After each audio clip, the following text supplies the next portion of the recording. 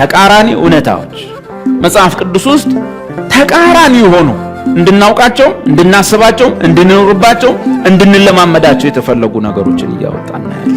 ሌላው ከኛ መካከል ብርቱ ክርስቲያን መሆን የምትፈልጉ ምንድን የምታስቡ? ብርቱ ለመሆን በጣም ጎበዝ ክርስቲያን፣ በጣም ጠንካራ፣ በጣም ማይቲ፣ በጣም እግዚአብሔር ብርቱ ሰው የሆነ ጥርሱን ነክሶ የሚጓዝ በነገር ሁሉ ዝም ብሎ ውልክፍ የማይል ክርስቲያን መሆን የምትፈልጉ በጣም ጠንካራ ክርስቲያን። ከኛ መሃል ብርቱ ክርስቲያን መሆን የሚፈልግ ሰው አለ? ትምህርታችን ተገላቢጦሽ ነው። ስለዚህ ምን መሆን ነው? ደካማ መሆን። ብርቱ መሆን ትፈልጋላችሁ? በቃ ደካማ ሁኑ። ጌታው በረታ ነው፣ አልወርድም፣ በብርታት እኖራለሁ ካልክ ትወርዳታል፣ ትንቆጣቆጣታል። ውሳኔ ባበዛ ቁጥር ትወርዳታል። ከዛሬ ጀምሮ ማለት ከጀመርክ አበቃል። ሲሪየስ አሁንስ አበዛሁት። ከዛሬ ጀምሮ በቃ ማታ እነሳለሁ 8 ሰዓት ላይ እጸልያለሁ፣ መጽሐፍ ቅዱስ 3 ቨርሽን ይዤ ገዛለሁ። ቸርች ከዛሬ ጀምሮ ሲሪየስ ነው፣ አልቀርም። ጠዋት እጸልያለሁ፣ ከሰዓት እጸልያለሁ፣ ማታ እጸልያለሁ፣ ሌሊት እጸልያለሁ። ምን ልትሆን በቃ ማይቲ ለመሆን ማለት ነው። ትወርዳታል። እስካሁን ድረስ እዚህ የሰነበትኩት ለመሰለ ጉረኛ ስላልሆንኩ ማለት ብርቱ ነኝ እኔ ካልክ ቃናም ካልክ አሰነብትም። ሰው ደካማ ብሎ እኔ ላይ ከመጮህ በፊት ራሴን ነግሬው ጉባኤ ላይ አውጄ ብርታቴ፣ ክብሬ፣ ጥንካሬ፣ ብቃቴ፣ ጽድቄ ምኔ ኢየሱስ ነው ብዬ እኔ ላይ ምንም ጥሩ ነገር ካየህ የኔ አይደለም ብዬ ጉባኤ ላይ ምንም መልካም ነገር ካየህ ከኔም አይደለም የኔም አይደለም። ይሄ እግዚአብሔርን ፊት ግብዝ ለመሆን በእናንተ ፊት ሽርደዳ ለማድረግ አይደለም። ማናቸውንም ነገር በእኔ ላይ በጎ ነገር ካየ፣ መልካም ነገር ካየ በጸጋው ነው፣ ከእግዚአብሔር ዘንድ በልጁ የተፈቀደልኝ ነው። ማናቸውንም ጥሩ ያልሆነ ነገር ካየ እሷ ከኔ ነች። እሷ ከኔ ስትሆን ዴቭ ማለት እሱ ነው።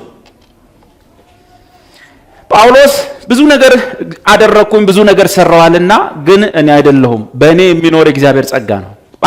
ጳውሎስ እንዳይባል። ስለዚህ ለመሰንበት የምትፈልግ ከሆነ ምንም ሳትናወጥ ሲናወጡ ቢውሉ ለመቀጠል ከፈለግ ሰዎች ሊሉ የሚፈልጉት ነገር ምን መሰለ? ድካምህን፣ ደካማነትን ሊነግሩ ነው የሚፈልጉት። ደካማ መሆን ደግሞ ኢምፖርታንት ነው ጠንካራ ሰው ለመሆን። ብርቱ ክርስቲያን ለመሆን የምንፈልግ ከሆነ ደካማ መሆናችንን እንመን። ደካማ መሆናችሁን እወቁ። ለምንድን ነው ብዙ ክርስቲያን ክርስትና የማይሆን ነገር ነው፣ አንድ ቀን ጌታ ይረዳኛል በርትቼ እመጣለሁ ብለው ሄደው የቀሩት? አንድ ቀን ሰውኝ እመለሳለሁ ብለው ሄዱት። ለምን? ክርስቲያን ማለት በብርታቱ ብርቱ፣ በችሎታው የሚሄድ ጎበዝ በመሆን የሚያደርግ መስሏቸው። ኖ ማናቸውም በእናንተ ውስጥ የሚደረግ መንፈሳዊ ብርታት ሁሉ ከኢየሱስ ክርስቶስ የተቀበላችሁት ኑሮ ነው። እግዚአብሔር ኃይለኛ እንድትሆኑ የእናንተን ድካም ይጠቀማል። አንተ እዚህ መካከል ላይ አንድ የሆነ ደካማ ጎን አለኝ የምትል ሰው እግዚአብሔር በአንተ እንደሚጠቀም እነግርሃለሁ። ኃይለኛ እንደሆንክ እነግርሃለሁ። ብርቱ እንደሆንክ እነግርሃለሁ። ያ ድካምህ ያ የጎን መውጊያ፣ ያ የጎን መጎሰሚያ እኔ እኮ እቺ ፓርቴ ብትስተካከል አሪፍ ክርስቲያን ሆን ነበር፣ እቺ ነች እኮ የኔ ችግር፣ እሷም ባስተካክል በቃ እሳት የበላ ክርስቲያን ሆን ነበር። ኖ እግዚአብሔር አሁን ከነሱኛው ይሄ የደበረ ነገር አለ አይደለ? ካንተ ቢነሳ የጸለይከው ነገር አለ አይደለ? በእርሱ ምክንያት አንድ እንዳትመካ፣ ሁለት ትሁት አገልጋይ፣ ትሁት ክርስቲያን እንድትሆን ይፈልጋል። እሷ ድካምህ አንተን ልክ ለማስገባትና ማናቸውም ከዚህ በኋላ የሚሆን በጎ ነገር ቢኖር ከጌታ ነው ከኔ አይደለም እንድትል ማድረጊያ ትሆናለች። እግዚአብሔር ራሱ እሷን ድካም አይፈልጋትም፣ ባንተ ውስጥ እንድትሆንም አይፈልግም።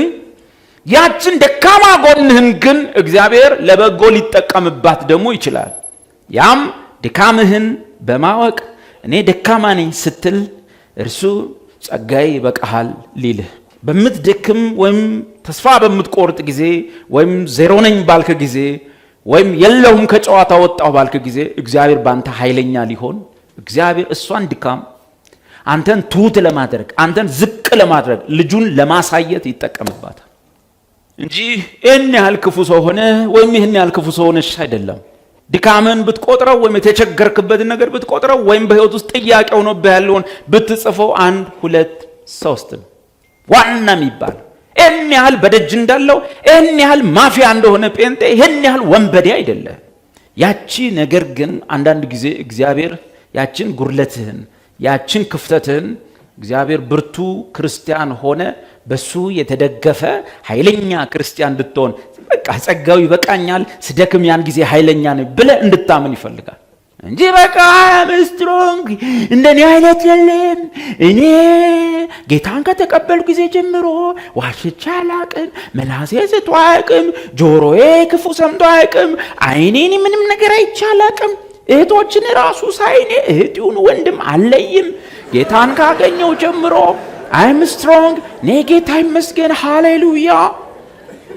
ምንም ነገር ሴቶቹም በቃ እኔ ምንም በቃ እንደውኔ ቢሆንልኝ ወደፊትም ላላገባ ጌታን ለማገልገል በጸሎት ምናምን ሌላም ስራ ቦታ ያላችሁ በቃ እኔ እኮ ጌታን ካገኘው ጀምሮ መስሪያ ቤት እንዲህ ቢሉኝ አልመልስ ቢመቱኝ አልመልስ ደሞዜን ሁሉ 3 ቆርጠው አልተናገርኩኝ ኖ ቦግ ትላለህ ትነካለህ ያማል። የዛን ጊዜ ላይ ያቺ ደካማ ጎን ያቺ ባይሆን ደስ የምትሰኝበት ባይሆን ኖሮ ደስ በዚህም ነገር ጌታን ትንሽ አሳዝኛለሁ መንፈሱን አሳዝኛለሁ ብለህ ያልካትን ነገር እግዚአብሔር ልክህን እንድታውቅ ያለሱ ጸጋ ምንም እንደሆንክ እንድታውቅ አድርጎ ይጠቀምባታል። ስለዚህ አንዳንድ ጊዜ በድካማችን ልንመካ እንወዳለን። ብርቱ ክርስቲያኖች በራሳችሁ ብርቱ እንዳይደላችሁ ማናቸውም በእናንተ ላይ ያለው ብርታት ሁሉ የጌታ እንደሆነ ከጌታ እንደሆነ በጸጋው እንደሆነ እመኑ። እናንተ ደካማ መሆናችሁን እመኑ። ያን ጊዜ ብርቱ ትሆናላችሁ። አይኔ ደካማ አይደለም ጀግናው አንበሳው ምናምን ካልክ ሰው ነህና እንደኛው ነህና ምን አንተን ለማብራራት እኛው በቂ ነን። እንደኛው ነህና በሰው ፊት እንኳን በግብዝነት በማስመሰል ብትኖር ውስጥ ያለው ጦርነትን ታውቀዋለህና ያን ጊዜ ላይ እንዴት ነው ይሄ ነገር? አይ ፎክሬ ዝጬ ሰዎች አሁንስ ምን ይሉኛል እንደዚህ ከምዋረድ ብለህ ዛት ይለይልሃል ማለት እንደዚህ እስከመሆን አንድ ፊቱን ይለይልኝ ጨርሼ ልምጣ ብለህ ነው የምትሄደው። ይውጣልኝና ልምጣ ብለህ ነው የምትሄደው። በዚያው ትሰናበታለህ፣ አትመጣም። አብረው ማይሄዱ ነገሮች ናቸው በህይወታችሁ ውስጥ የሚገጥሟችሁ፣ በጤናችሁ ላይ የሚገጥማችሁ፣ በሰዎች የሚገጥሟችሁ ድካማችሁ ወይም ደካማ ነገራችሁ ወይም ጉርለት ያላችሁት ነገር ባይኖር ጥሩ ነበር። ግን እዚህ መሬት ላይ እስካላችሁ ድረስ ይቀያየራል እንጂ ይኖራል። ያን ደግሞ ደካማ ነገር ስላለ ድራሽ አይጥፋ፣ ጥላት ይሂድ፣ ስራ ትጋ፣ አገልግል። ማንነውና ነው ማናትና ነው አናቆምን አናቃት ይበሉ። መጽሐፍ ቅዱስ እንደዚህ ይላል፣ ማንም አክሊልህ እንዳይወስድብህ ተጠንቀቅ ይላል። ምን ማለት ነው አክሊልህ እንዳይወስድብህ? ሰው መጀመሪያ እግዚአብሔር ትልቅ የወርቅ ወይም የብር አክሊል ጭንቅላታችን ላይ ደፍቶ አያኖረን። እግዚአብሔር ጠፍጥፎ የሰራው አክሊል የለውም። ስለዚህ አክሊልን ማንም እንዳይወስድብህ ማለት እግዚአብሔር ትልቅ የብረት እዚህ ላይ አስቀምጦ በቀለ የሚባል ደግሞ ወንድም መጥቶ ከጭንቅላት ላይ ወስዷል አይደለም። አክሊልህን ማንም እንዳይወስድብህ ማለት ቀላል ትርጉሙ አክሊል የሚገኘው በአገልግሎት ነው፣ በስራህ ነው። ስለዚህ ማንም ሰው እንዳታገለግል እንዳሰራ ሊያደርግህ እንዳይሞክር ተጠንቀቅ። ከአገልግሎት ሲያስወጡህ ሲያቋርጡህ ማናትና ነው ማነውና ነው አናቆም ሲሉ እነማን ያው ምን ሰው ያንተው አይነት ነው። አንተ ዋሸህ እዚህ ውስጥ ሰውየው እዚህ ውስጥ ዋሸ። እነዛ ሰዎች ከሩጫ በእግዚአብሔር መንግስት ውስጥ የሆነች ትንሽ ነገር ለማድረግ ከምታስበው ሩጫ ሲያስቆሙ አክሊልህን ወሰዱት ይባላል። ማንም ሰው በእግዚአብሔር መንግስት ውስጥ ልትጋ ልስራ ልሞክር ስትል አንተም ብሎ ደካማ አላቀህም አናቀሽም አናቀህም ከዛስ ደግሞ ያን ድምጽ ውስጥ ያስተጋባ እውነት እኮ ነው ይሄን ታሪኬን ያውቃሉ ይሄ ጎኔ ደካማ ነው ይሄ ነገሬ ደካማ እና በቃ አላቆም ተወሰደ ማለት ነው። ሳታገለግል አክሊል የለም። እነበቀለ አስቆሙ፣ እነበቀለ አክሊልን ወሰዱብህ። ጥቅስኒ ሁለተኛ ቆሮንቶስ 12 ከቁጥር 7 እስከ 10 በስጋችንም ላይ የሚደርስ ድካም፣ በጤናችን ላይ የሚደርስ ድካም፣ በአገልግሎታችን ውስጥ በሰዎች የሚመጣ ድካም፣ ጳውሎስ በየትኛው መንፈስ ይናገረው የሚመጡ ድካሞች ብርቱ ክርስቲያን ሆኖ ለመቀጠል ለመበርታት ተስፋ የሚያስቆርጡ አይደሉም። ተስፋ አስቆራጮች አይደሉም። አንደኛ ቆሮንቶስ 12 ስለዚህም በመገለጥ ታላቅነት እንዳልታበይ።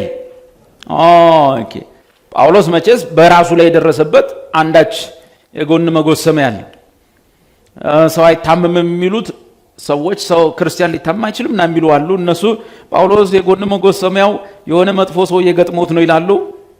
ይሁንላቸው። በዚህ ቦታ ላይ ግን ጳውሎስ ህመም እንዳለበት ይናገራል። በሰውነቱም ላይ ጉዳት አለበት። ትንሽ የተጎሳቆለ ሰው ነው። የተጣበቀበትም ህመም ነበረው።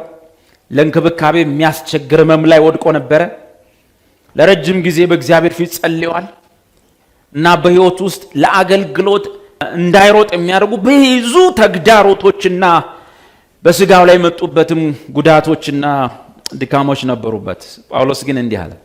ይሄ የሚሆንበት ምክንያት በእኛ ህይወት ውስጥ አንዳች ጉድለት የሚመጣበት ምክንያት፣ አንዳች ስሜታችንን የሚጎዱ ነገር፣ አእምሯችንን የሚያውኩን ነገሮች ባይሆኑ ጥሩ የነበሩ ግን ያንተን ያንቺን ደካማነት ለመግለጥ ለማጋለጥ የሚሆኑ ድካሞች ሲከሰቱ ወይም እንደ ጳውሎስ በሰውነት ላይ ለመኖርም ለማገልገል የሚያስቸግሩ ድካሞች ሲገጥሙ ጳውሎስ ይሄ የሚሆንበት ምክንያት በመገለጥ ታላቅነት ምን እንዳልል ነው አለ፣ እንዳልታበይ። አጭሩ ድካሞቻችን ጉድለቶቻችንን ለምን እንጠቀምባቸው? ባይሆኑ ጥሩ ነው ግን ተከሰቱ። አዎ ለምን እንተርጉማቸው? አቤት እንዳልታበይ። እኔ እኮ እኔ ማለት ማገልግበት ምክንያት እኮ እኔ እና አንተ አንድ አይደለም፣ እኔና አንቺ አንድ አይደለም እንዳንል ለምን እንጠቀምበት? እንዳንታበይ እንጠቀምበት። ጣት እንዳጠነቁል፣ እሱ እንዳትል፣ እሷ እንዳትል፣ እንደዛ ቀራጭ ስላላደረከኝ አመሰግናለሁ፣ እኔ ጾማለሁ ጸልያለሁ፣ እሷ ግን አትጾም እንዳትል፣ ጣት እንዳጠነቁል ያንን በህይወት የገጠመህን ድካም ኦ ጌታ ሆይ ለካ እኔው ነኝ፣ ጸጋ ሲጎድል ለካ እንደዚሁ ነኝ፣ ያንተው ጸጋ ሲጎድል ለካ እንዳበበ ነኝ። አንድ ፈነዳ አገልጋይ ነበርና በጣም ስለ አስራትም ሳስተምር በጣም ተቃወመኝ። ያገኘኝና እኔና አንድ ጓደኛ ይሄድን እሱ መሃል ገባ። ያን ጓደኛዬን የሚናገር አስመስሎ ይሄን ህዝብ አለኝ እንኳን አስራቱን ገና ደሙን እንቀዳለናል። እኔን ለማብሸቅ ነው። እኔ ገብቶኛል። ያ ጓደኛዬ ደግሞ አብሮ የነበረው አልገባውም እኔን እንደሆነና ከኔ የበለጠ ተናደደ ማለት ነው። ያ ብስጭት አለ፣ ጥሎን ሄደ። እኔ ገብቶኛል ለኔ እንደሆነ። በኋላ ማኖ ነካና ያ ወንድም እስር ቤት ገባ። ከዛ በቃ ይሄ ደም ቀዳለሁ ያለው እና እስር ቤት ገባ። እዛ ውሃ መቅዳት ጀመረ ማለት ነው። መጡና ግን እነዛ በዚህ ነገሩ የተናደዱ ልጆች ደስ ብሏቸው ነገሩ እንደዚህ አድርጎ እኮ እንደዚህ ገባሉ። ትምህርት ነው አልኳቸው። ማናችንን የእግዚአብሔር ጸጋ ቢጎርለን እንደሱ ነን። ጸጋው ሲጎርልን ከሱ አትሻል። ምናልባት የእግዚአብሔር ጸጋ ባይጎርላቸው ኖሮ ደግሞ እነሱም እዚህ ነበሩ የሚሆኑት ዛሬ። ስለዚህ ጳውሎስ ማንም ከእናንተ መካከል የእግዚአብሔር ጸጋ እንዳይጎርለው እና በሕይወታችሁ ውስጥ የሚገጥሟችሁን ድካሞች ለምን ተጠቀምባቸው? እንዳልታበይ ነው። መሆን አልነበረበትም። ባይሆን ጥሩ ነው። አሁንም ይሄ ነገር ከሕይወቴ ላይ፣ ከቤተሰቤ ላይ፣ ከኑሮዬ ላይ፣ ከስራዬ ላይ፣ ከቦታዬ ላይ፣ ከወዳጆቼ፣ ከጓደኞቼ ወይም ከቤተሰቦቼ ወይም ከዘመዶቼ ላይ አልተነሳም አለ። ግን ምናልባት ይሄ ሆነው እኔ ምን እንዳልል ነው? እንዳልታበይ፣ እንዳልመካ ነው። ሰዎች ላይ ፈራጅ እንዳልሆን ነው። ሰዎች ላይ ጣት እንዳልጠቆም ነው። ብልህ ሰው ምን ያደርጋል? ብልህ ሰው በራሱ ላይ ከመድረሱ በፊት ነገሩ ላዩ ላይ ደርሶ ከመማሩ በፊት ይህንን ጥበብ ያውቃል።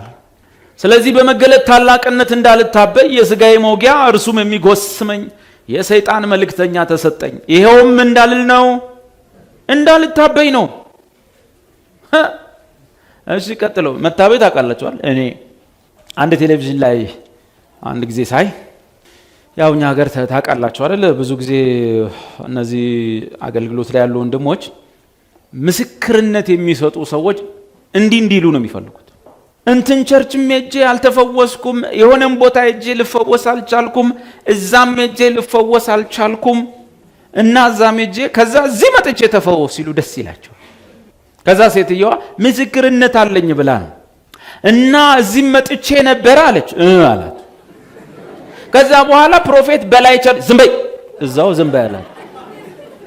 ስሙን አትጥሪ። ምን ሲባ እኔ ጸልዬ ከተፈወስ ስለኔ አውሪ ምንድነው? ቆይ እዚህም በቀለ እዛም በላይ ነው የሚፈውሰው ጌታ ነው። ተረሳ እኮ በቃ እኔ ነኝ እኮ ነው በቃ። ደግሞ አጋንንቱ የሚጫወትባቸዋል። ተቃጠልኩ አንተንም አልቻልንም። ይህን ቋንቋ ሰይጣን የሚጠቀመው ለኢየሱስ ብቻ ነበር። አሁን እንደ ኢየሱስ መሆን ለምንፈልግ ሁሉ ይጠቀማል። አንተንም አልቻልንም። ዝም በል እኔ አይደለሁም ኢየሱስ ነው የሚያስወጣ እንኳን አይለውም ሰውዬ። አልቻላችሁኝም። አዎ አልቻልንም በቃ ምን አልን ልትሞት አልቻልክም። አልቻልንም በቃ መንግስታችንን አናወጥኳቸው። ገና እናውጣሃለሁ ሰዎች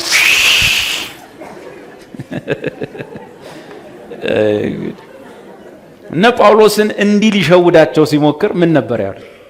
ልክ እንደዚሁ የመጨረሻ እኮ አጭበርባሪ እኮ ነው እርኩስ መንፈስ እና እነ ጳውሎስን ሊሸውድ ከኋላ እየተከተለ እርኩስ መንፈሱ በሴትዮዋ ውስጥ ሆነ እነዚህ ሰዎች የልዑል አምላክ ባሪያዎች ናቸው።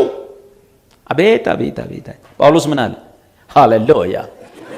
ሲተናገር እስቲ አላለው። አሁን ይሄንን ያልኩበት ምክንያት መሰላችሁ?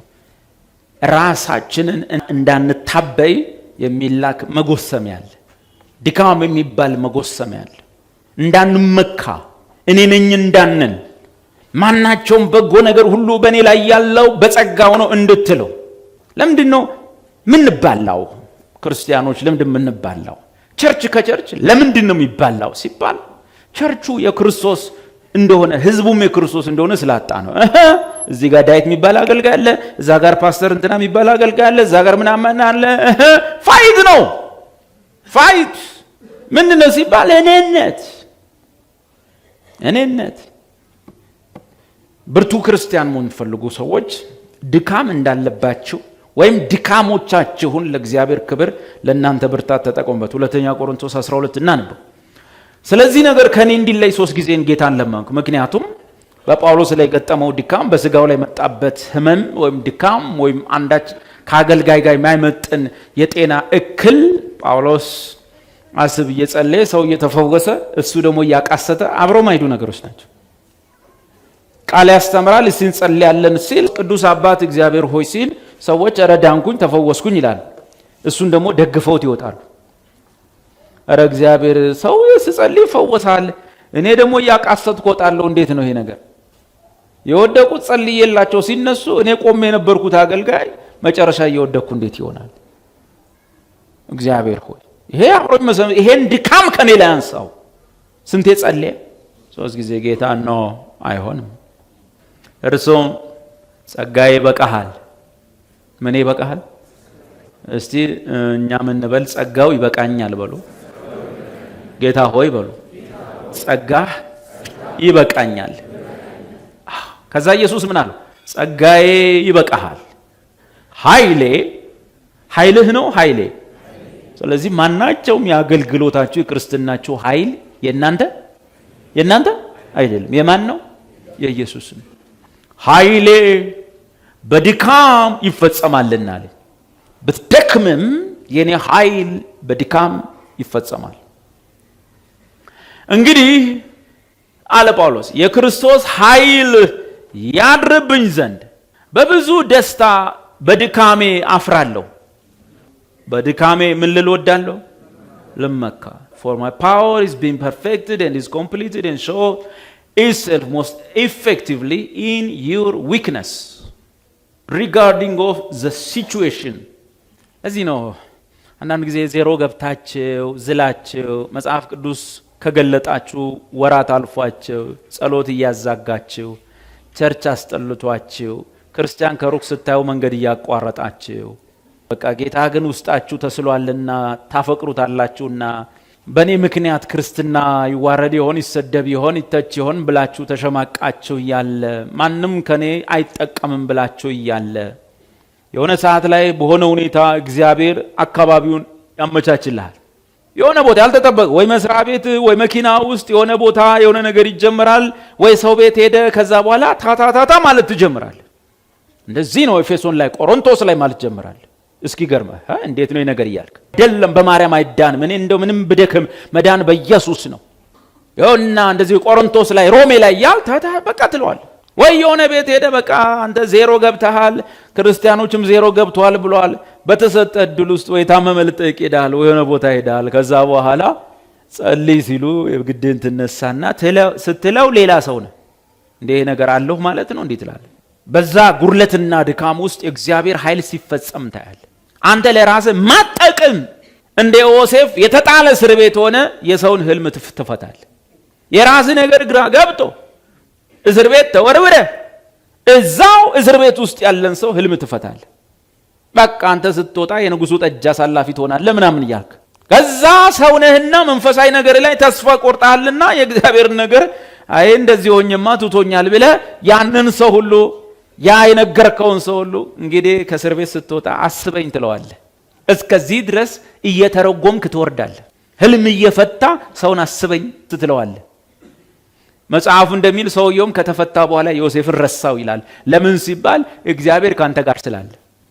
እንደዚህ የሆንክ ሳለ ሰዎች ይጠቀሙብሃል። አንተ ነህ ጥያቄ ያልተመለሰ እንደ ዮሴፍ የሰው ህልም ፈቺ ሆነ የራስ ህልም አይፈታ ለሰው ትናገራለህ። ሰዎች አንተ ትላንትና ግን የሆነ የነገርከኝ ነገር መንገድ ላይ በቃ ማታ ሁሉ ሳስበው አደርኩት አንተ እንደ ቀልድ ነው ያወራኸው። ሰውየው ግን ማታ ሲያስበው ቀን ሲጠቀምበት ይውላል። እንዴ ይሄን ያህል ጠቃሚ ሰው ነኝ እንዴት ትላለህ? ቸርች ስትመጣ ደግሞ ፓስተሩ ላበላቦ ነው ከዚህ ከዛ እየተሯሯጠ ሃሌሉያ ሲል አይ እኔ መቼም እንደዚህ አልሆንም ትላለህ። ዜሮ ትገባለህ። ምን ሲባል ብርታትን ብርታት አድርጋ አይደለም ፓስተሩ ያልነገረህ ሚስጥር በድካም የእግዚአብሔር ኃይል እንደተገለጠ አለመናገሩ። ስለዚህ በድካማችሁ ተሸማቃችሁ አትጥፉ። በድካማችሁ የእግዚአብሔር ኃይል ይፈጸማል። ጸጋው ይበቃችኋል። በሕይወታችሁ በገጠማችሁ በቤተሰብ በኑሮ በዘመድ አዝማድ በጎረቤት በማህበራዊ ሕይወት በገጠማችሁ ክርስትናዬን እንዳላሳድገው እንደዚህ ጨምድዶ ያዘኝ የባሌ ሁኔታ ነው የሚስቴ ሁኔታ ነው የልጆቼ ሁኔታ ነው እቺ ነገር ብትስተካከል አሪፍ ክርስትና ነው ኖ ጊዜ አትስጡ ባለበት ሁኔታ ኑር። ክርስትናን ዛሬውኑ ነው ዛሬውኑ ቸርች ውስጥ ተፍ በል እንደዚህ ነው። ወር ደግሞ ከባሏ ጋር እኮ በቃ ምንም ሰላም የላቸውም ደግሞ ቸርች ውስጥ አገልጊ ስሪ እና ያንቺ ባል ካልተለወጠ አንቺ ቁጭ ልትይ ነው እንዴ? ባልሽ የራሱ ችግር ነው። በጌታ ወንበር ፊት ሲቆም ራሱ ነው የሚቆመው እና እሱ አንድ ቀን ሰው ሲሆን ሰው ሆኜ እመጣለሁ አይባልም። ነይ በቃ ቤቱ ጽዳት ይፈልጋል አዝጂ ወንበር አለ እንወለውላለን። ከዛ በኋላ የሆነ ቦታ ላይ ወይ ስትጸልይ ወይ የሆነ ነገር ስትሆኝ ትገኛለሽ። ልጆቼ እንደዚህ ናቸው። ልጆቼ አንዱ ልጄ ትንሽ ችግር አለበት አንዱ ልጄ ትንሽ ቦዘኔ ሆኗል እንጂ እሱ እኮ ቦዘኔ ባይሆን ኖሮ ያ የጎን ሞጊያ የሆነ የቤተሰብህ አባል በዛ ምክንያት የደከምክበት ነገር የእግዚአብሔር ኃይል ይፈጸምበታል። ማንም እንዲኮንን አትፍቀድ። በድካማችሁ በጉርለታችሁ ሰው እንዲና እንዲያናት ታሪኳ ይሄ ነበር ብሎ የድሮ ነገር ባወራ ታሪኩ ይሄ ነበር ብሎ የባለፈ ነገርህን በልጅነት ባለ ዕውቀት ባለ ማስተዋል ጊዜ መሪ በሌለ ጊዜ ዛሬ ፓስተሩ አይመራ ቤተሰብ አይመራ ምንም በቃ ዝም ብለን እኮ ባይ ዲፎልት ምን ወርደን እንደዚህ ሆነ ሳንሞት ራሱ እስከ ዛሬ መኖራችን አንድ ነገር። ለዚህ በዚህ ሁሉ ሰው እንትን ይያለ ምን እኮ ድሮ በ16 ዓመቷ ማፊያ ነች በ18 ዓመቱ እንደዚህ ነበር አሁን ዶ ቸርች ብሎ እንዶ ተፍተፍ ልበል አለ። በል ተፍተፍ በል ያዳነህ ጌታ ነው። ሰፈር መች አስጣለህ ያኔ እንደዛ ስትሆን መች መንገድ አሳየ እና ሰንብት ከጌታ ጋር ድካምን ለኃይል ተጠቀምበት። እግዚአብሔር ታላቅ ደስታን እንዲሰጣችሁ ትፈልጋችሁ በጣም ትልልቅ ደስታዎች በህይወታችሁ ውስጥ ሀፕን እንዲያደርጉ ሁሌ ደስ ይለናል። በማን በጌታ ደስ ይለናል። እሱኛውን ደስታ ሳይሆን እንደው አለ አይደል የጌታን በጌታ ደስ መሰኘት እሱ የተጠበቀው ነው። በጌታ ስራ የሆነ ጌታ የሆነ ነገር ያደረገ የሆነ ታምር ያደረገ የሆነ እጁን እያሳየ የሆነ ገዛ ያደረገ ዋው ለማለት ፈልጋላችሁ? ተገላቢጦሽ ነው ትምህርቱ። ክርስቲያን ነና። ስለዚህ ጌታ በጣም ደስ የሚያሰኝ ታምር እንዲያደርግላችሁ ከፈለጋችሁ ትንሽ መከራ ሊገጥማችሁ ያስፈልጋል። ትንሽ ቻሌንጅ፣ መከራ፣ የሆነ ሰፈሪንግ ልታገኛችሁ ያስፈልጋል። ወይም ባጭሩ መሰላችሁ በትንሹ መደሰት ከፈለጋችሁ ወይም በትንሹ የእግዚአብሔርን ተአምር የምትፈልጉ ከሆነ በትንሹ መከራ ተቀበሉ።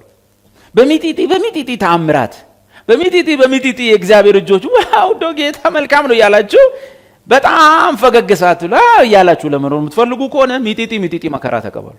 በኃይለኛው ኧረ ጉድ ነው ታምር ነው ተብሎ በመጽሐፍ ሊጻፍ የሚችል ደስታና ታምር በሰፈር በቤት በራስ ላይ እንዲፈጸም ከፈለግ በጣም ግብዳ መከራ መቀበል አለብን። በትልቅየው ሰፈር ማድረግ አለብን። እንዴት ነው ይመቻቸዋል? ትልቅ ደስታ መደሰት የምፈልጉ ወንጌሉ ነው የሚለው ትልቅ ተአምር፣ ትልቅ የእግዚአብሔር እጅ ኧረ ጉድ ለመሰኘት። በአርብ ዝናሽ ስትመሰክር ሰምታችኋታል። ልጅ ወለደች። የልጇ እግር ሲወጣ ተገልብጦ ወጣ። ዞሯል። ምን ቢባል አይስተካከልም። ሐኪምም አየው።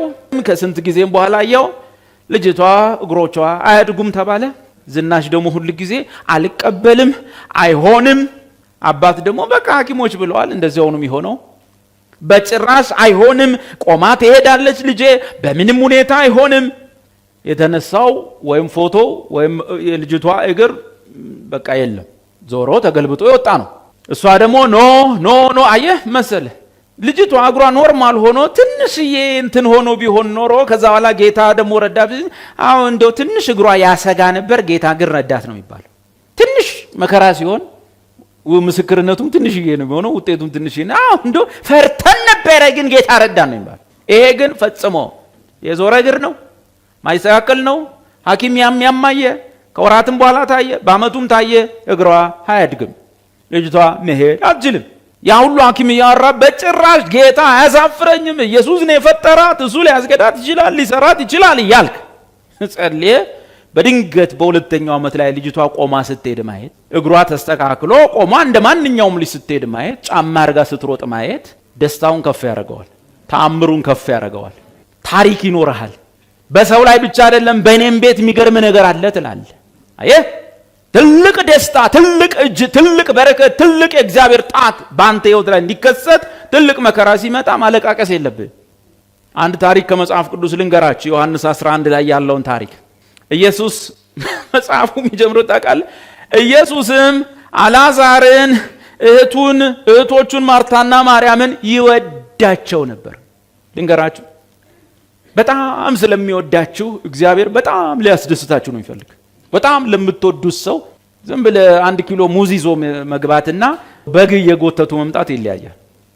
በጣም ለምትወደው ሰው ምን ባደርገው ነው ያ ሰው ፍንክንክንክንክ የሚለው? ኢየሱስ ማት በሽተኛ ሲፈውስ፣ ታምር ሲያረግ፣ ጉንፋን ያዘው ሲመጣ ሲፈወስ፣ ካንሰር ያዘው ሲመጣ ሲፈወስ፣ ምን ያዘው ሲመጣ ሲፈወስ፣ በዛ ዘመን ያለ በሽታ ሁሉ ጨብጡ ባምቡሌ ሁሉ በአንድ ጊዜ እየተፈወሰ ከዛ በኋላ የምትወደው ታሟል ናና አድነው ተባለ። ምን የምትለው የምትወደው ታሟል። ዝም ብሎ አይደለም። ይሄ ትንንሽ ምናምን የመሬቱ ምናምን በሽታ ይሄ ሰፈሩ ቅድም ያልኳችሁ በቃ ትክትኩም ምኑም አይደለም። ይሄ ሰውዬ ሊሞት ነው። ደግሞ የተጠራው መጥሪያው ጥሪው ወደ ኢየሱስ የመጣው ምን የሚል ነው? የምትወደው ታሟልና ቶሎ ድረስ። መጽሐፉ ኢየሱስም በዚያ ቆየ ይላል። ልክ አልዓዛር አሞት እህቶቹ ጨርቅ እዚህ ላይ ያደረጉለት ውሃ አይዞ እያሉት እሺ ያለ ኢየሱስ መጥቶ አልዓዛር ተነስ ቢለው ኖሮ ፈገግታቸው አነስ ያለ፣ ሳቃቸው መለስተኛ፣ ደስታቸው ጎረቤት ማይሰማ፣ በጓዳም ያልቅ ተአምር ይሆናል። ቢያወሩም ምን ያለ ነው ይባላሉ። ወንድማችንን ጌታ ፈወሰ፣ ምን ሰፈሩን ሁሉ እየፈወሰ አይደል ይባላል። እንዳልተጻፉት ፈውሶች አንዱ ሆኖ ይቀር ነበር። ተጽፎ ታምር ሆኖ ጉር ተብሎ እንዲቀር እህቶቹ ፈገግ እንዲሉ ሳይሆን እንዲስቁ፣ እህቶቹ ትንሽዬ ደስታ ሳይሆን እንደው በቃ ጨርቅን የሚያስጥል በኢየሱስ ፍቅር የሚያሳብድ ትልቅ ደስታ እንዲሆን። ለምን? ይህን ቤተሰብ ይወደው ስለነበር። በሕይወታችሁ ውስጥ ያልጠበቃችሁት ወይም ማትወዱት መከራ አልፎ ከነበር ይሄ ሐዘን በቤቴ ለምን ገባ፣ ይሄ ስብራት ለምን በቤቴ ገባ፣ ይሄ ውድቀት ለምን በኔ ላይ ሆነ ብላችሁ ባዘናችሁበት ነገር ዶንት ኢየሱስ ስለጠላችሁ የመጣ አይደለም። ጌታ ስለጠላችሁ፣ ስለገፋችሁ፣ ስለናቃችሁ ወይም የድካማችሁ የኃጢአታችሁ በትር ቅጣት አድርጎ ያመጣው አይደለም። ስለሚወዳችሁ ይሁን ብሎ የፈቀደው። ያለበዚያ እንደሌሎቹ ትንንሽ በዚያ ትንሽ በዚህ ትንሽ በዚያ ነው የሚሆንላችሁ። ታላቅ የእግዚአብሔር እርዳታ እንድትመጣ በትልቁ የተበላሸ ነገር መኖር አለበት። ትልቅ ደስታ እየፈለግ ትንንሽ ሐዘንን እንዲቀይረው መጠበቅ የለብም። ትንንሾችን ሐዘኖች ቀይሮ ትልቅ ደስታ አታስብ። ትንንሽ ስብራቶችን ጠግኖ ትልቅ ደስታ አታስብ። ትንንሽ ውድቀቶችን አንስቶ ትልቅ ደስታ አጠብቅ። በዛው መጠን የሚሆን ደስታ ነው የሚገጥም። የሚወድ ሲሆን አንዳንዴ በአንዳንዶች ላይ የጌታ ፈቃድ ይሆናል። ትልቅ ሰፈሪንግ ይገጥማል። ትልቅ መከራ፣ ትልቅ ስብራት፣ ትልቅ የልብ ሐዘን፣ ትልቅ ጥያቄ፣ ትልቅ ለምን ሆነ የሚል የማይመለስ ነገር በህይወት ላይ ይከሰታል። በሰፈሪ በቤት ይከሰታል፣ በነገር ላይ ይከሰታል። ምን ነው ቢሎ እግዚአብሔር የፈለገው ነገር በጣም ስለምወደው ወንድም ከሌን በጣም ስለምወዳት እትከሌን ላፍነከንካቸው ፈልጋለሁ። በሳቅ አንጀታቸውን እንዲይዙ ፈልጋለሁ። ዘመናቸውን በሙሉ የሚያወሩት ታሪክ እንዲኖራቸው ፈልጋለሁ። እጄን አይተው እነሱ ብቻ እንዲቀሩ ሳይሆን ሰፈር መንደር እንዲሰማ ፈልጋለሁ። እንዴት እንደምወዳቸው እና ላዛርን ጎረቤት እንዲያይ ፈልጋለሁ። ተቃራኒ እውነታ ይሄ ነው። መንገዱ ምን በምን ሆኖ አይሆንም። ከማርያምና ከእቷ ከማርታ መንደር ከቢታንያ የሆነ ላዛር የሚባል አንድ ሰው ታሞ ነበር።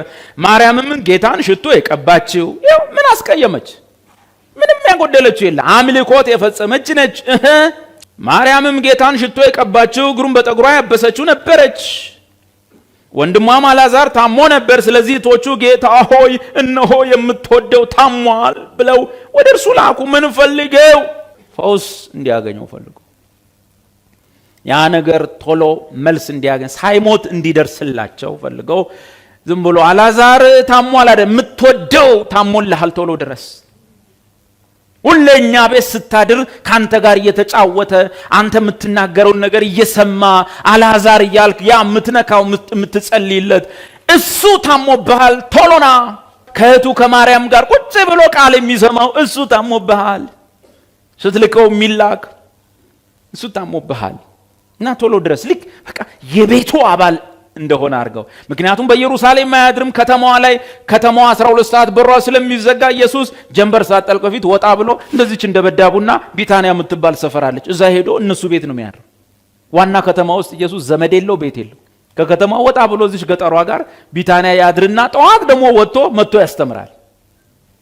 እነሱ ቤት ነው ሄዶ የሚጠለለው እና ያ ስትመጣኛ ቤት ስታድር ሐዋርያቶቹን እግር በማጠብ የሚያገለግለው ተፍተፍ የሚለው የሚያግዘው አንድ ወንድማችን ታሟል፣ ጌታ ሆይ ቶሎ ድረስ። ነገርየው አልሆነም።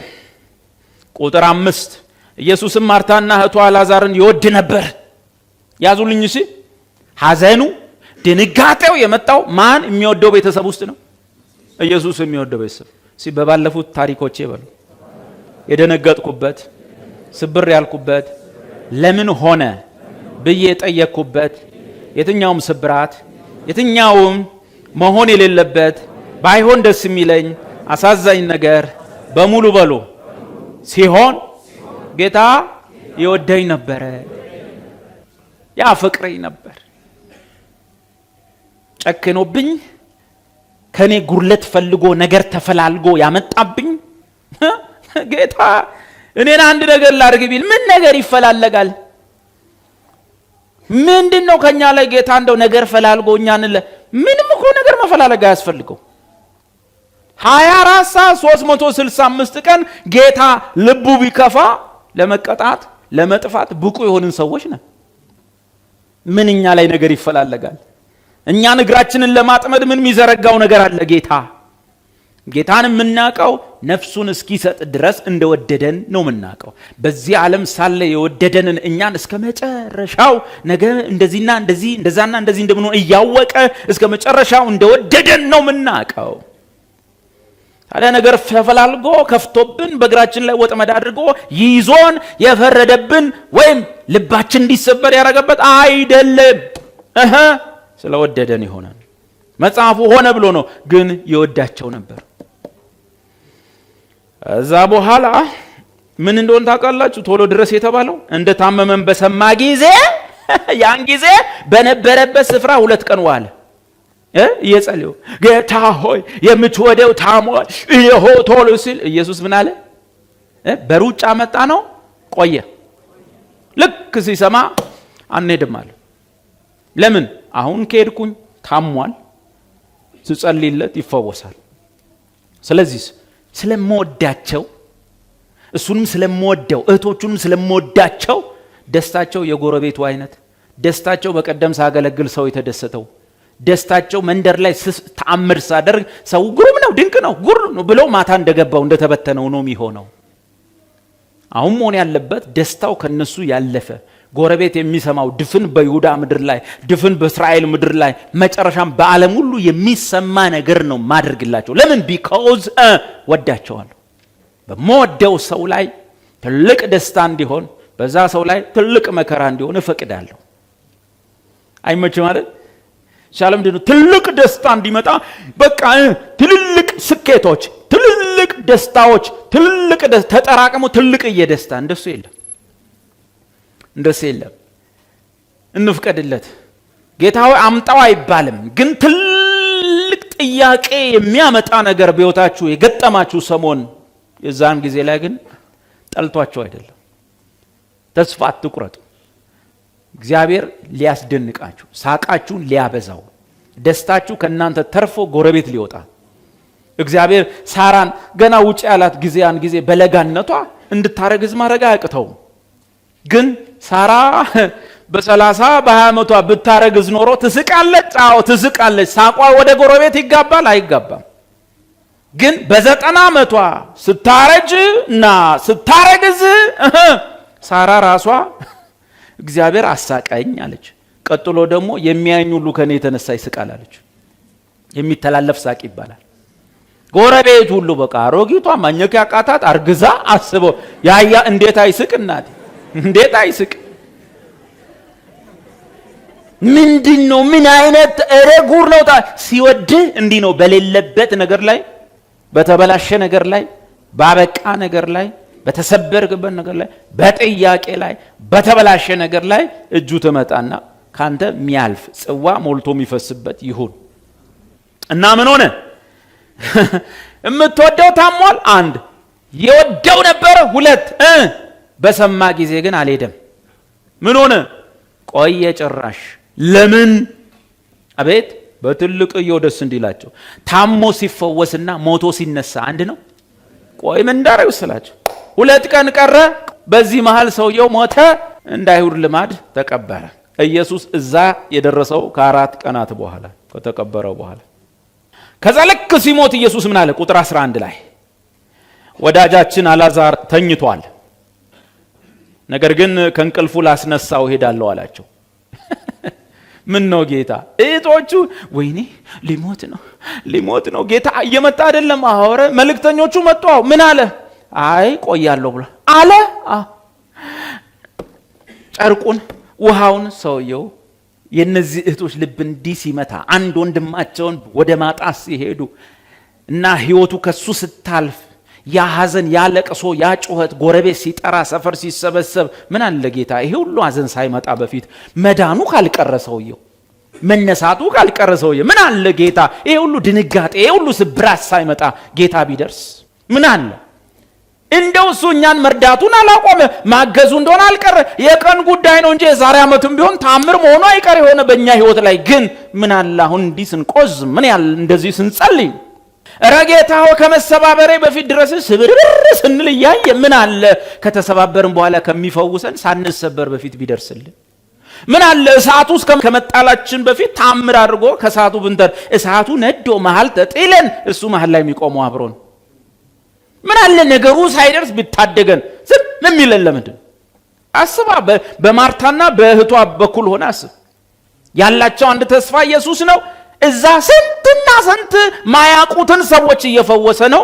ቤታቸው የሚያድረው ኢየሱስ፣ ቁርስ ምሳ ራት ያዘጋጁለት ኢየሱስ፣ ለክፉ ቀን ብለው ያስቀመጡት ኢየሱስ፣ ለዚች ሰዓትም አይደርስ ኮን አንድ ወንድማቸውን ሲያጡ ህይወቱ ስታልፍ ምን አይነት የልብ ስብራት ውስጥ እንደገቡ ዝም የኔ ጌታ ስራ ግሩም ነው።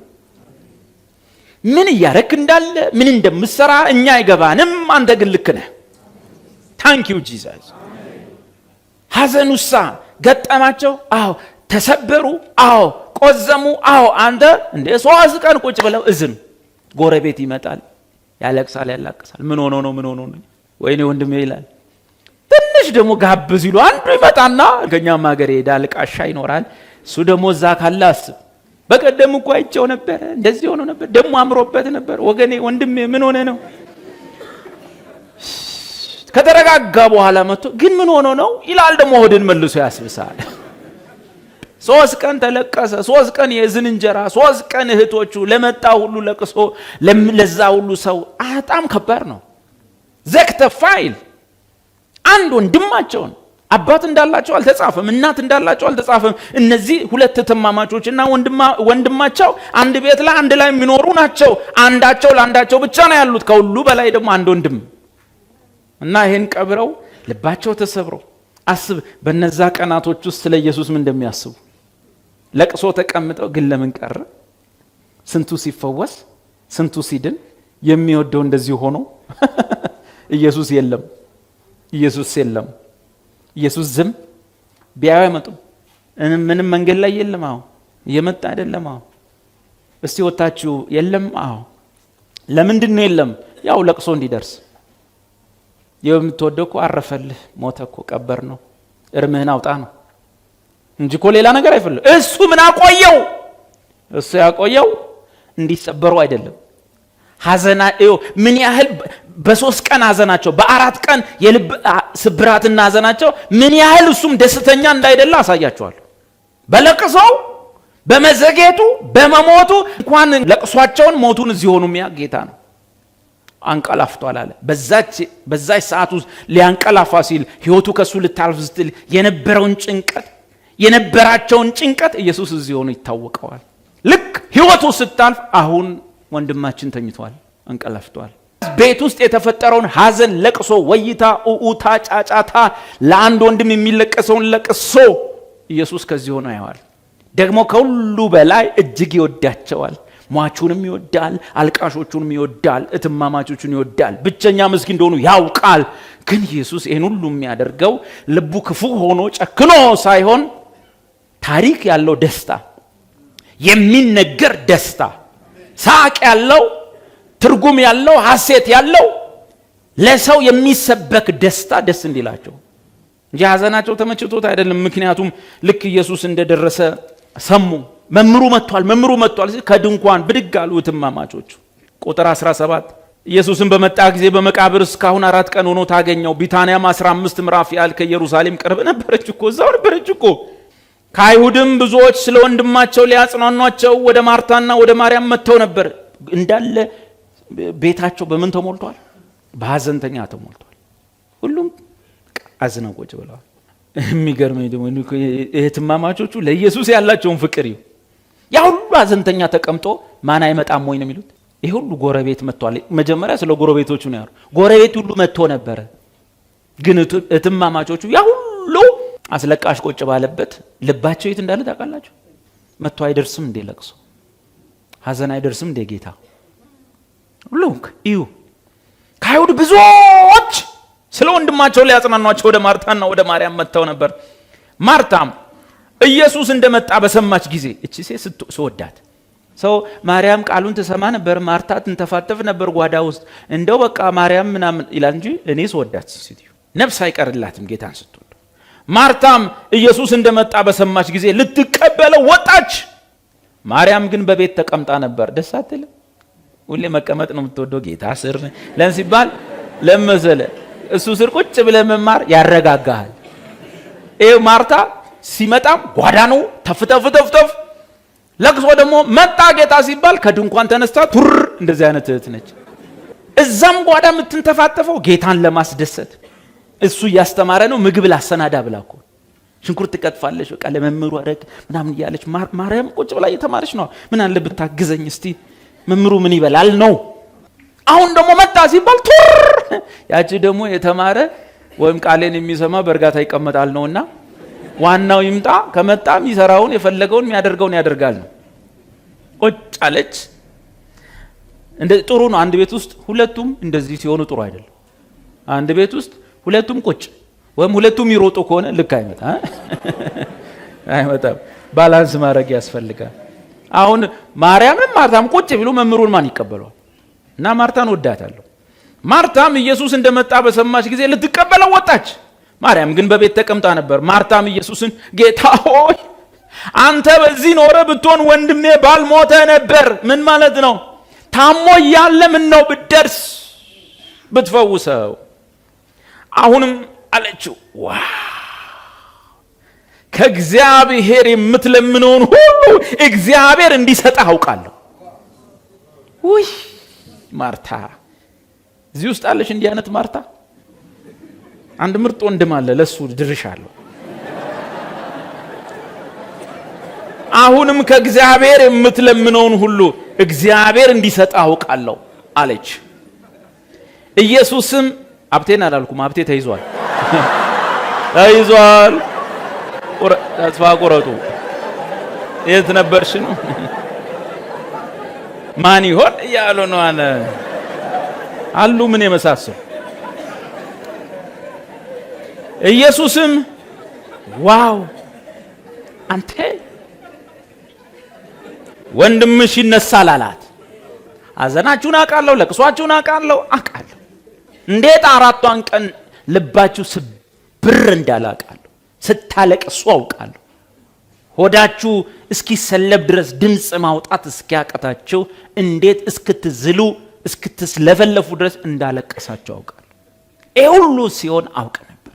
የቆየውበት ምክንያት ግን ወንድምሽ ታሞ እንዲፈወስ ሳይሆን መፈልገው ሞቶ እንዲነሳ ነው መፈልገው። በትንሽ ፈገግ እንድትይ ሳይሆን በጣም ለረጅም ዓመት እንድትስቂ ነው መፈልገው። እንደው ጌታ ረዳኝ ብቻ ብለሽ እንድታቆሚ ሳይሆን ሰው ሁሉ ረዳት ብሎ የሚያወራውን እንድትሰሚ ነው መፈልገው። ምክንያቱም ወዳቸዋለሁ፣ ስለምወድሽ እንደዛ እንዲሆን ነው መፈልገው። አዝናለሁ በሆነው ነገር ባይሆን ጥሩ ነበር፣ ግን ደስታችሁ ትልቅ እንዲሆን።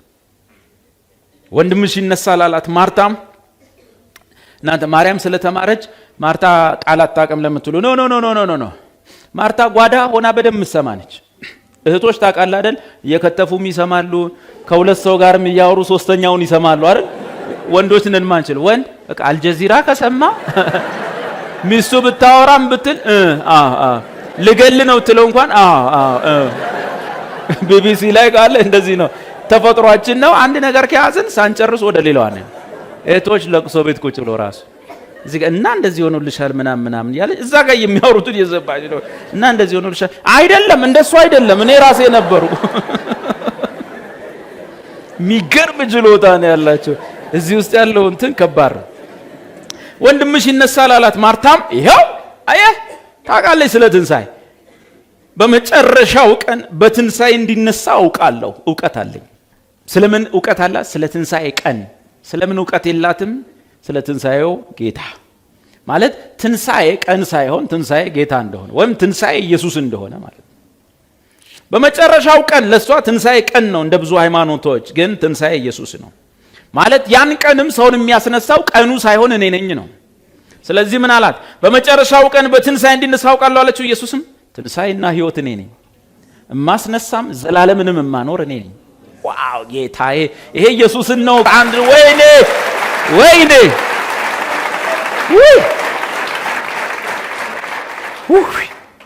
እዛው ቆመው ትንሣኤና ሕይወት እኔ ነኝ፣ የሚያምንብኝ ቢሞት እንኳ ሕያው ይሆናል። ምን እንደሆነ ታውቃለህ? አማርኛው በደንብ አልገለጠው። ሞቶም በሕይወት ነው ያለው።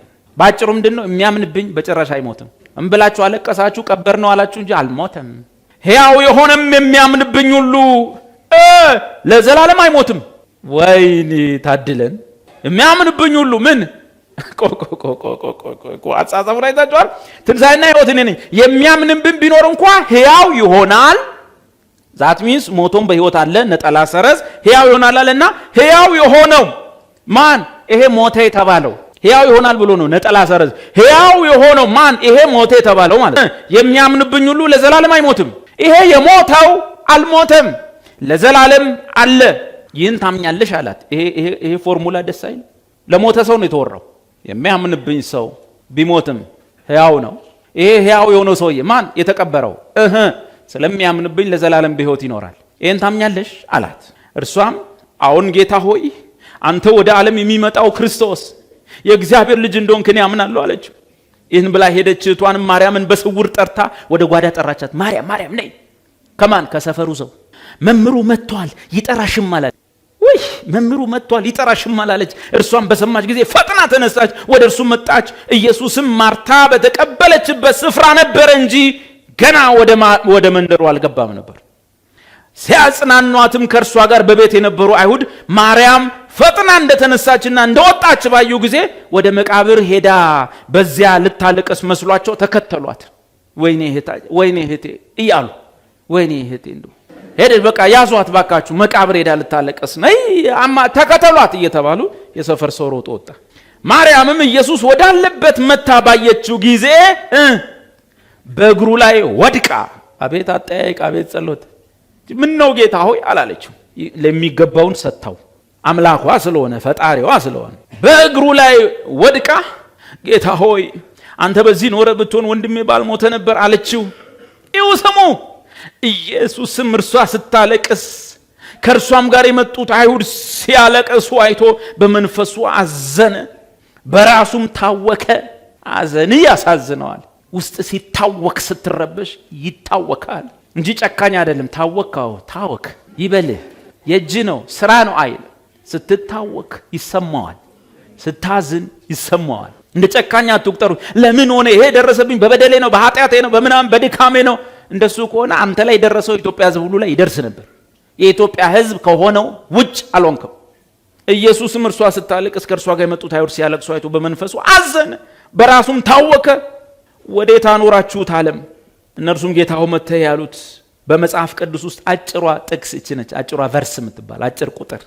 ረጅሙ መጽሐፍ አስቴር ላይ ነው ያለው፣ አጭሩ እዚህ ጋር ነው ያለው። ኢየሱስም እንባውን አፈሰሰ። አቤት ለቀቀው። እንባው እያዩት እንባው ወረደ። አያቸው፣ ጎረቤቱን አየ። የገጠማቸውን ነገር በልቡ ታወከ፣ አዘንና እንባው ወረደ። ማን? የኔ ጌታ፣ ያንተ ጌታ በአባቱ ቀኝ ይተቀመጥ ያንበሳው። ታምናለህ? በዚያ በአባቱ ፊት በአራቱ ሽማግሌዎች ፊት የቆመውስ ያ ዮሐንስ ያው አይኖቹ እንደዚህ ናቸው፣ ልብሱ እንደዚህ ነው፣ እግሩ የነጠረ ነው ብሎ የወደቀበት ፈንት ያረገበት ኢየሱስ እንዳለቀሰ በዛ አይኑ ታውቃለህ። ያንተ ሐዘን የኔ ሐዘን እንዳስነባው እንባውን አፈሰሰ። ስለዚህ አይሁድ እንዴት ይወደው እንደነበረ ይዋል። አያችሁ እንዴት ይወደው እንደነበረ። አለቀሰ እኮ ኢየሱስ ሲፈውስ ታምር ሲያረግ እንጂ ሲያለቅስ እንደዚህ አላዩ። ከነርሱ ግን አንዳንዶቹ ይሆነው መጀመሪያም ጎረቤት ሲከተል ይህ የዕውሩን አይኖች የከፈተ ይህን ደግሞ እንዳይሞት ያደርግ ዘንድ ባልቻለ ነበር? መጥቶ አይፈውሰውም ነበር? አሁን ማልቀስ ምን ያደርጋል? አቤት። ኢየሱስም ደግሞ በራሱ አዝኖ ወደ መቃብሩ መጣ። እርሱም ዋሻ ነበረ፣ ድንጋይም ተገጥሞበት ነበር። ኢየሱስ ድንጋዩን አንሱ አለ። የሞተው እህት ማርታ ታውቋታላችሁ። ጌታ ሆይ ከሞተ 4 ቀን ሆኖታል፣ አሁን ይሸታል አለችው። ኢየሱስም ብታምኝስ የእግዚአብሔርን ክብር እንድታይ አልነገርኩሽምን አላት። ድንጋዩንም አነሱ። ኢየሱስም አይኖቹን ወደ ላይ አንስቶ ጸልይ አለው። የሞት መንፈስ የተሰበረ አለ። ምክንያቱም አንተ የታመመ ሰው ጋር እሺ ቀለል አድርገህ ጸልይ። የታመመ ሰው ጋር እግዚአብሔር ስለዚህ አመሰግናለሁ። የሞተ ጋር ስትደርስ እንዴት ነው ማለት ያለ? እጆቻችንን ሁላችንን ወደ መቃብሩ እንዘርጋ። ሁሉም ሰው እጁን ይዘርጋ። ኢየሱስ ግን ምን ብሎ እንደጸለየ ታውቃላችሁ? አባት ሆይ ስለሰማኸኝ አመሰግናለሁ። መጸለይና ሳይጠይቁ ስለሰማኝ ተመስገናለሁ። በስማ እሺ፣ በኢየሱስ ያለቀለት ነገር በሉ በምስጋና ነው የሚመጣው።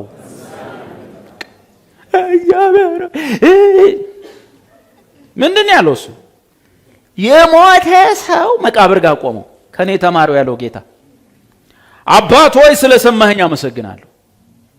አባት ሆይ ዛሬ የተማርነው ትምህርት በብዙ ወንድሞች ሕይወት ላይ በተገላበጠ ሰውን ኮንፊውዝድ በሚያደርግ ተአምር ስለሚኖር እዚህ ምድር ላይ ሲኖሩ ሰው ከሚሄድበት በተቃራኒው አስበው ስለሚሄዱ በተገላበጠ ነገር ለጎረቤትም ለሰውም ግራ በሆነ ነገር በእኛ ቤት ተአምር ስለሚሆን፣ በወንድሜ ሕይወት ተአምር ስለሚሆን፣ በእህቴ ሕይወት ውስጥ ተአምር ስለሚሆን፣ እንዴት ሆነ ስለሚለው፣ ማን ረዳት ማን አገዘው ስለሚለው፣ ያገዛቸው ማን ነው ብለው ጀርባውን ስለሚያጠኑ፣ አንተ ብቻ ግን ስለምትረዳን እናመሰግናለን።